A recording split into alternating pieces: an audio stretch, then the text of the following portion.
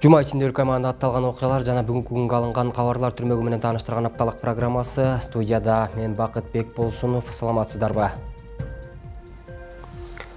Алгач бүгүнкү күнгө алынган кабарлар түрмөгүнө токтолсок. Президент Садыр Жапаров бүгүн 2-сентябрда өзгөчөлөнгөн кыргызстандыктарга өзгөчө эмгеги үчүн белгиленген ар кыл тармактын өкүлдөрүнө мамлекеттик сыйлыктарды тапшырды. Өлкө башчысы иш-чаранын жүрүшүндө Улуттук коопсуздук мамлекеттик комитетинин төрагасы, Министрлер кабинетинин төрагасынын орун басары Камчыбек Ташиевке кайсы эмгеги үчүн жогорку мамлекеттик наам берилгендигин түшүндүрдү.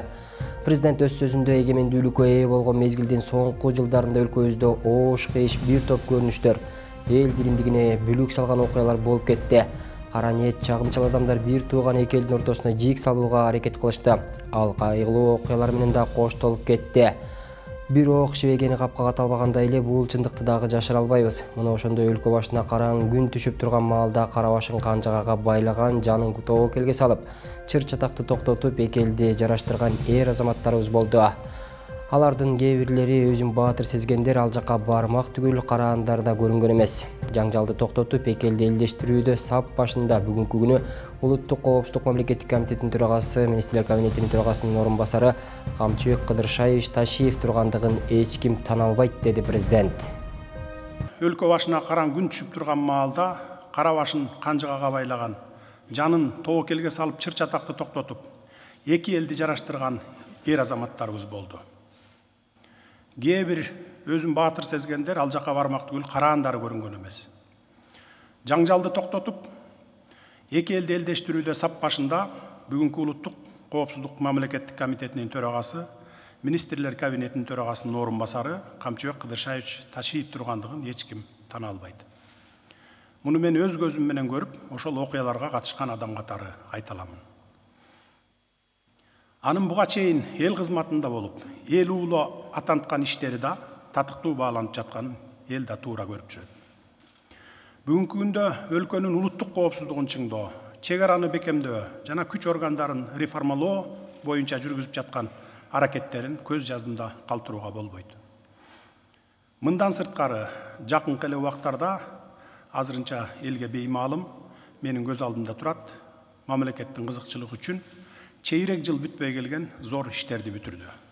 Бул иштер азырынча сыр болуп турат, убагы келет, кийинчерээк ачыктайм.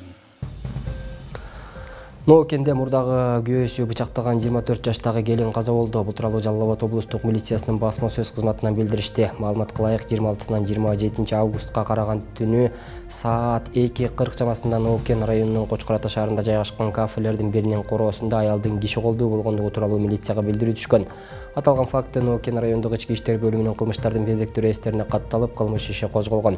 Окуя болгон жерге Ноокен райондук ички иштер бөлүмүнүн жетекчилиги жана тергөө ыкчам тобу чыгып, кароо жүргүзүп, ишке керектүү тиешелүү материалдар чогултулуп алынган. Жыйынтыгында каза болгон аял Ноокен районунун 24 жаштагы тургун экендиги такталып, анын сөөгүнө сырттан кароо жүргүзүлүп, соттук медициналык изилдөө берилген.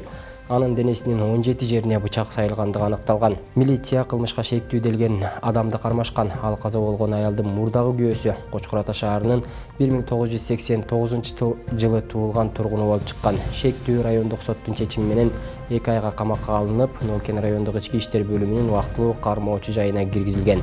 Учурда кылмыш иштин алкагында жана соттун кароосуна жиберүү үчүн тергөө амалдары жүргүзүлүүдө. Кече 1-сентябрда Кыргыз Республикасынын Тышкы иштер министри Жээнбек Кулубаев Саут өнүктүрүү фондунун баш аткаруучу директору Султан Аль Маршатты кабыл алды. Бул тууралуу ведомствонун басма сөз кызматы билдирет.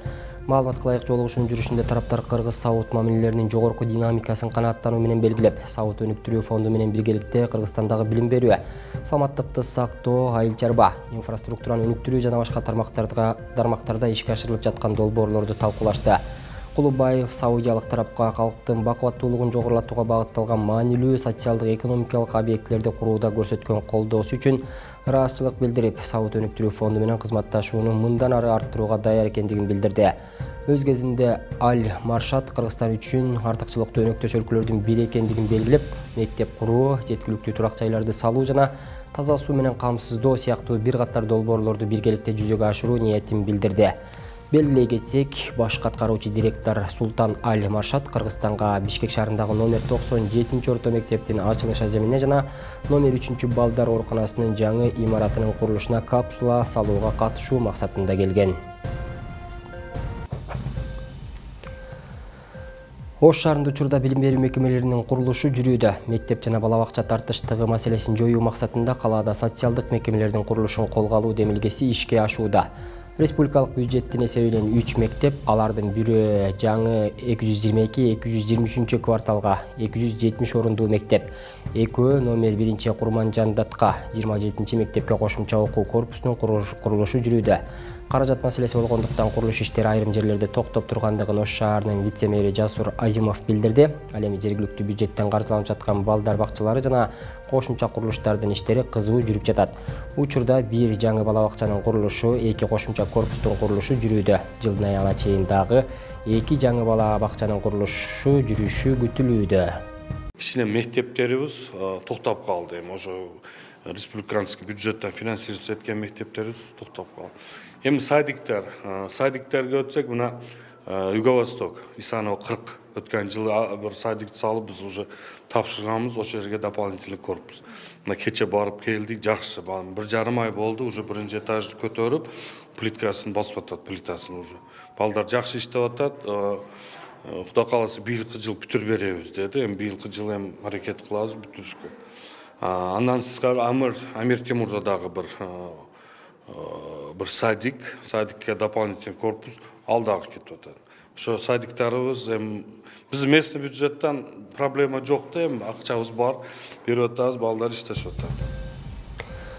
Бүгүн 2 сентябрда Кыргыз улуттук тарых музейинде Казакстан Республикасынын жазуучусу Зейнолла Кабдоловдун «Менин Ауезовум» аттуу түрк тилине которулган 10 томдук китебинин бет ачары болду.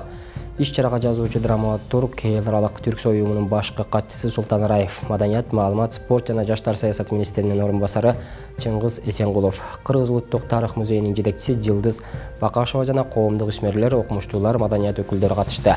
Ошондой эле иш-чарада Мухтар Ауезов чыгармаларына маани берип кеңири жайылтуу эмгек өтөгөн маданият өкүлдөрү, бир катар окумуштуулар, акын жазуучулар Түрксой уюмунун медали менен сыйланышты.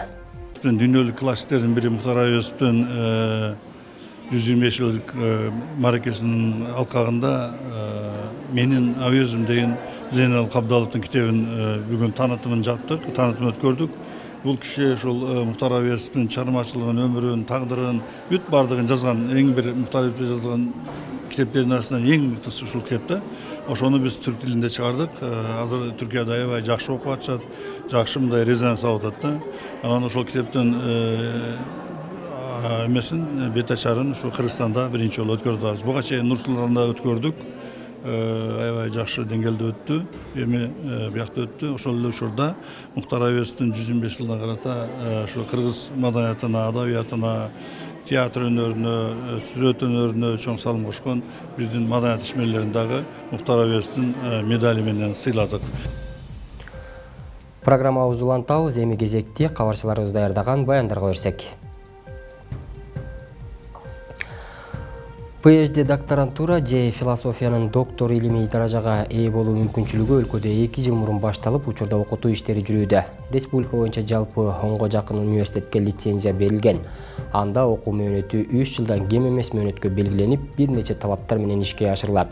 Учурда Кыргыз Республикасынын Тышкы иштер министрлигинин Дыйканбаев атындагы дипломатиялык академиясынын базасында да PhD программасын киргизүү каралууда.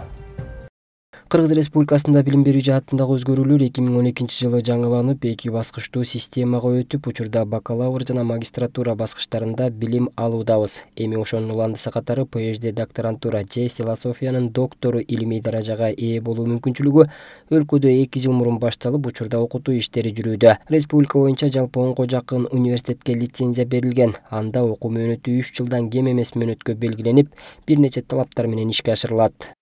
Негизги талаптарды дагы ошол докторантуранын Зальцбург принциптерине негиздеп жасаганга аракет жасашты. Эксперттик коомчулук министрлик менен чогуу биргеликте ал жерде 180 кредиттен 200 кредитке чейин окуу көлөмү болот. Кредиттердин көлөмү эң негизги талаптардын бири мына дүйнөлүк база болгон Web of Science, Scopus базаларында 2ден кем эмес илимий макала чыгышы керек.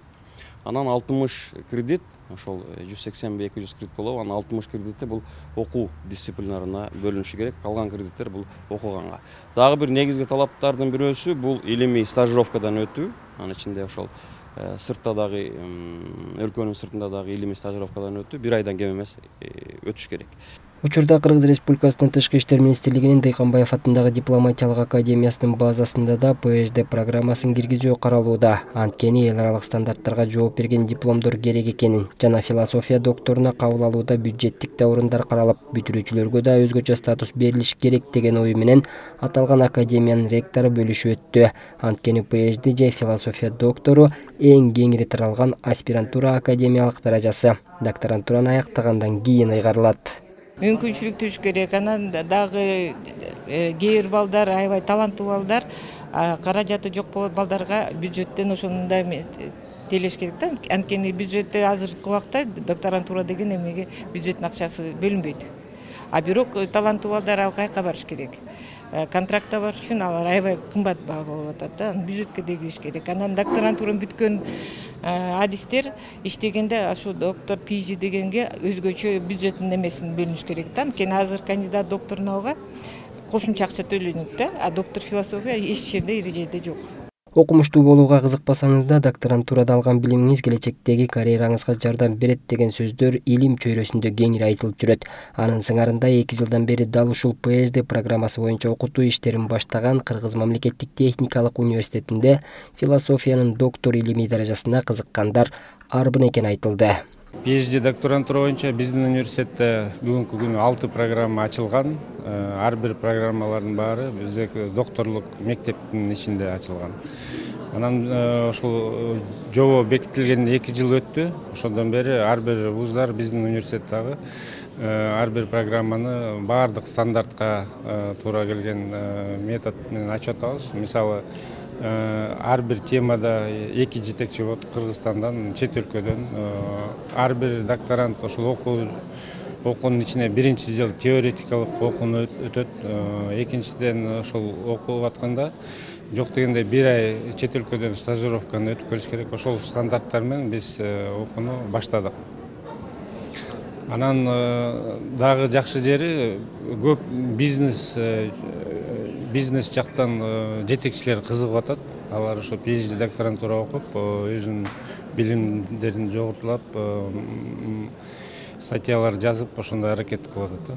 PhD же философия доктору Европанын көпчүлүк өлкөлөрүндө, АКШда жана дүйнөнүн башка көптөгөн өлкөлөрүндө ыйгарылган илимий даража. Бул багытта иштер өлкөдө дыкаттык менен жүргүзүлсө, эл аралык стандарттарга жана талаптарга жооп берген адистердин тобу алдыдагы жылдары көбөйөт дегенди билдирет. Бакытбек Болсунов, Бакыт Жапаров, Азия ТВ, Бишкек. Тоолуу Чоң Алай районунда картошканын жаңы түрү айдалды. Үрөөндө картошка мол түшүм берип, башка аймактарга экспорттоого мүмкүндүк болду. Картошканын элита, коломбо түрлөрүнө талап жогору. Жергиликтүү дыйкандар гана эмес, коңшу Өзбекстандын фермерлери да картошканын бул түрүн эгүүгө кызыккандар бар.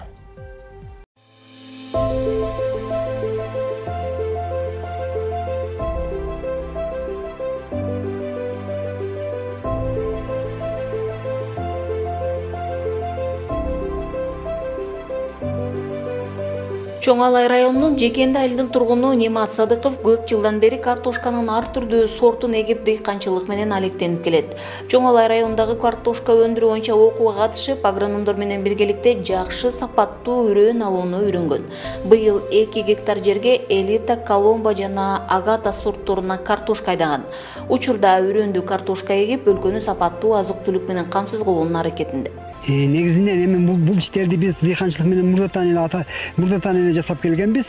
Бирок эми азыркы учурдун талабына ылайык биз ушул Чоң Алай районунда үрөөндүк картошканы өндүрүүнү колго алышыбыз керек болуп атат. Себеби дегенде ал эң негизгиси биз товарды картошкадан эмес, үрөөндүк картошканы алып Кыргызстандын бардык точкаларына жеткизгенге аракет кылышыбыз керек. Жергиликтүү өзгөрүү долбоорунун алкагында Чоң Алай жана Ат Башы райондорунда ийгиликтүү дыйкан программасы программасы ишке ашууда. Жекенди айылындагы дыйкандардын, жергиликтүүлөрдүн жана агрономдордун катышуусунда демо талаа иш-чарасы уюштурулду.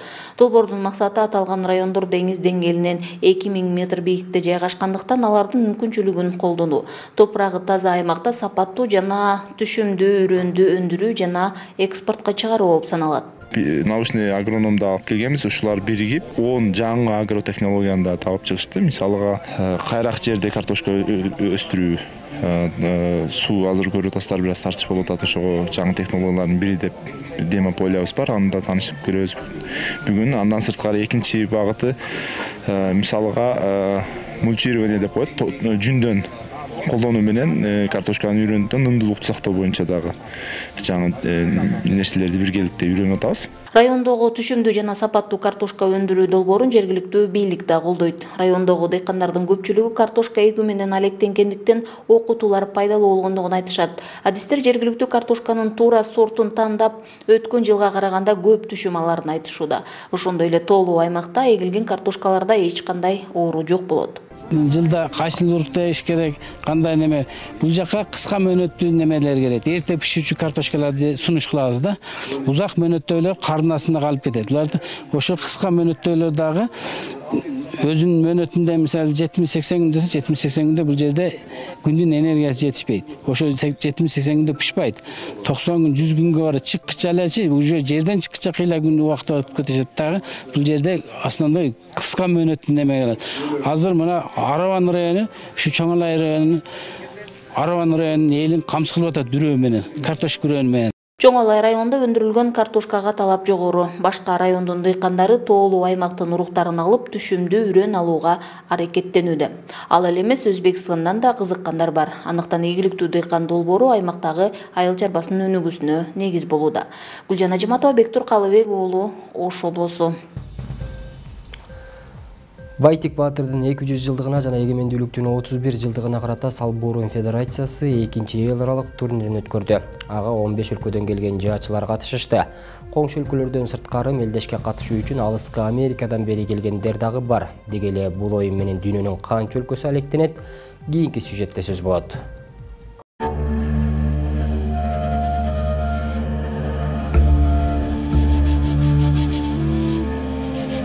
Жараткан берген жагдайда тайманбас тайбас эр кайда, жүрөгү баатыр туусун тутар, мүрөгү жалтыр суусун жутар, жан кайда.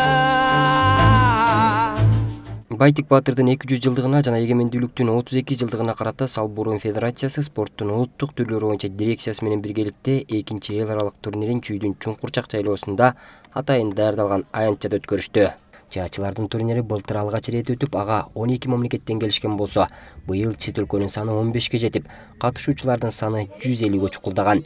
Коңшу өлкөлөрдөн сырткары мелдешке катышуу үчүн алыскы Америка, Малайзия, Сингапур, Франция, Индия, Испания жана Индонезия, ошондой эле Чехия, Германиядан бери спортчулар келишкен. Жалпысынан бул өнөр менен дүйнөнүн 270 өлкөсү алектенгенин эске алганда, келечекте Салбурун аркылуу эле Кыргызстан менен бир нече өлкөнүн жарандары таанышып кетчүдөй. Анткени дал ушул экрандагы машыгып жаткан Сайн мырза Америкадан бери келген. Бул өнөр менен 10 жылдан бери алектенип жүргөнүн айтып, Кыргызстандын өзгөчөлүктөрүнө токтолду. Archery builds the character. 10 жылдан бери жаа атуу менен алектенем. Негизи жаа атуу биздин мүнөзүбүздү, оюбузду дааналап көрсөткөнгө түрткү берет. Кыргызстанга биринчи жолу келип жатам. Жаа атууну түрк элдеринин салты катары билем. Кыргызстан аябай кооз, элдери меймандос экен. Салбурун Федерациясынын түзүлгөнүнө дээрлик 15 жылдын жүзү болду. Бул жылдар аралыгында бул жаатта бир топ өнүгүүлөр пайда болгонун байкоого болот.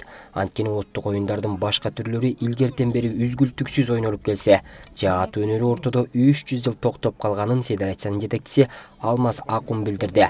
Ал буга катар бүгүнкү өткөрүлүп жаткан турнирде атайын акчалай байгелер коюлганын жана өзгөчө даталардын жүрүшүндө өтүп жатканын кошумчалады. Өнүккөн өнөрдөн, дүйнөлүк өнөрдө ат салышы кыргыз салбурунчулар, жаачылар үчүн, мергендер үчүн, бүркүчүлөр үчүн дагы кыйынчылык, мындай чоң тапшырма болуп атат да. Да бир өзгөчөлүк бизди сүйүндүргөн ушу Байтик Баатырдын 200 жылдыгына, анан биздин 38 жылдык эгемендүүлүктүн 38 жылдыгына туш келип атат. ушундай бир өзгөчөлүктөр бар. Намыс талаша турган спортчулардын арасында ар дайым бул оюнга катышып жүргөн казакстандык Ахмет Мугалов да бар. Ал былтыр Чолпон Атада өткөн турнирде табак атуу боюнча 2-орунду алган. Бул жылы да ийгиликтүү кайтам деп турган жаачы оюн өтүп жаткан Чуңкурчак жайлоосуна суктанып өттү. Егемендик алган, суверенитет алган күн болуп жатыр. Куттуу болсун кыргыз абайындар. Куттуктайбыз. Жылда келемиз, өткөн жылда келдик. Өткөн жылда келип осы жарыста мен 2-орун алгам табак атуудан. Быйыл да соган үмүттенип келип отурмуз. Куттуу болсун баары. Эки эл дос болсун эки эл.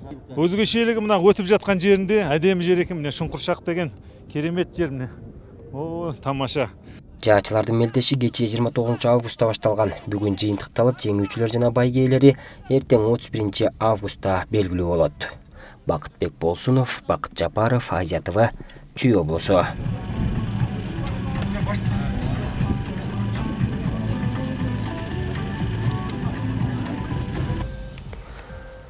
Ош шаарында алгачкы жолу ат оюндары боюнча Мердин кубоктук мелдеш өттү. Спорттук иш-чара эгемендүүлүк майрамына арналды. Эрендердин эр оюну калаадагы Төлөйкөн ат майданында чабылып, күлүктөр жарышты. Мелдешке өлкөнүн 7 облусунан келген чабандестер ат салышты. Баш байге 500 000 сом коюлуп, аламан чабыш оюндары көрөрмандардын бүйүрүн кызытты. Быйыл Ош шаарында эгемендүүлүк майрамына карата массалык маданий иш-чаралар өткөрүлбөдү. Ош шаарынын тургундары бул күнү эс алуучу жайларда майрамдашты. Жарышка түшкөн. Бүгүн Ош шаарында эгемендүүлүк майрамы спорттук мелдештер менен коштолду. Алгачкы жолу эгемендик күнүнүн урматына Байтик Баатырдын 200 жылдык маракесине арналган ат чабыш оюндары боюнча Мердин кубогу өттү. Спорттук иш-чарага өлкөнүн 7 облусунан келген оюнчулар катышты. Ат оюндарында тай чабыш, кунан чабыш жана аламан чабыш уюштурулду.